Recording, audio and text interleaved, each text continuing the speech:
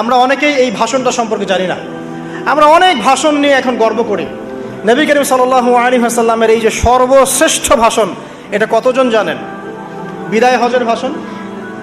কতজন জানেন বিদায় হজের ভাষণে নবী সাল্লাল্লাহু আলাইহি ওয়াসাল্লাম কি বলেছিলেন উম্মতকে? আমরা একটু আপনাদেরকে শোনাবো, শুনিয়ে ইনশাআল্লাহ লেকচারটা শেষ করব। নবী করিম সাল্লাল্লাহু আলাইহি ওয়াসাল্লাম আজকের এই দিনে 31টা বিষয়ে উম্মতকে নির্দেশ দিয়েছেন। 31টা বিষয়, সবগুলো বলার সময় পাওয়া যাবে না, আমি কয়েকটা কথা বলছি। খুব ভালো হতো যদি আমি অ্যারাবিকটা বলার পরে বাংলাটা বলার সময় পেতাম। আমার হাতে 5 মিনিট সময় আছে এখন, কারণ অ্যারাবিকটার যে ভাব গাম্ভীর্য এটা বাংলায় আসলে আসবে না। তারপরে আমি চেষ্টা করছি।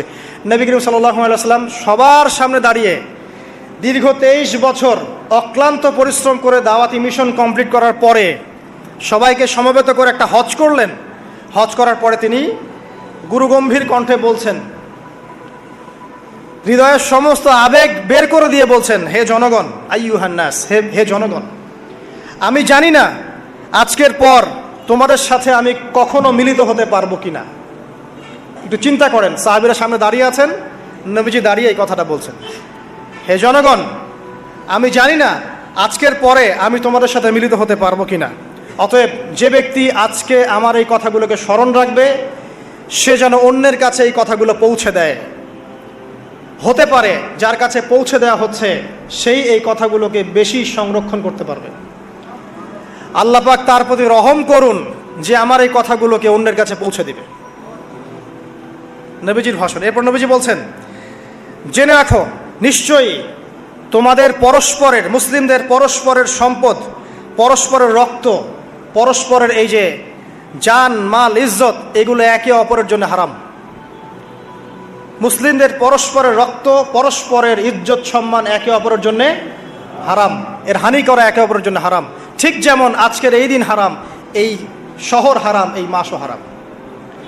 নবী করিম সাল্লাল্লাহু আলাইহি ওয়াসাল্লাম বলছিলেন, জেনে রাখো 3টা বিষয়ে যেন তোমাদের অন্তর কখনো খেয়ানত না করে। 3টা বিষয়ে তোমাদের অন্তর যেন কখনো খেয়ানত না করে। 1, তোমরা যে কাজটাই করবা শুধু আল্লাহ পাকের সন্তুষ্টির জন্য করবে। তোমরা যে কাজই করবে শুধু আল্লাহর সন্তুষ্টির জন্য করবে। তোমাদের শাসক বর্গের কল্যাণ কামনা করবে। তোমাদের শাসক বর্গের কল্যাণ কামনা করবে। 3 নাম্বার, মুসলিমদের জামাতকে আঁকড়ে ধরে রাখবে। মুসলিমদের ইউনাইটেড কমিউনিটিকে আঁকড়ে ধরে থাকবে। এই 3টা বিষয় পালনের ক্ষেত্রে তোমাদের অন্তর যেন খেয়ানত না করে। এদিন সূর্য ঢলে যাওয়ার পরে নবী সাল্লাল্লাহু আলাইহি ওয়াসাল্লাম আরও বললেন, শুনে রাখো হে মানব জাতি, এটা ভালো করে শোনেন, শুনে রাখো হে মানব জাতি, নিশ্চয়ই আমি মুহাম্মদ সাল্লাল্লাহু আলাইহি ওয়াসাল্লাম জাহেলি যুগের যত কুপ্রথা আছে সমস্ত কুপ্রথাকে আমার পায়ের তলে পিষ্ট করে গেলাম। জাহেলি যুগে কি ছিল ভাই? শিরিক ছিল, সুদ ছিল, মাদক ছিল, নারীর অবমাননা ছিল, কন্যা সন্তানকে দাফন করা হতো, রক্তক্ষয়ী হানাহানি মারামারি কাটাকাটি ছিল। এগুলো সব কিছুকে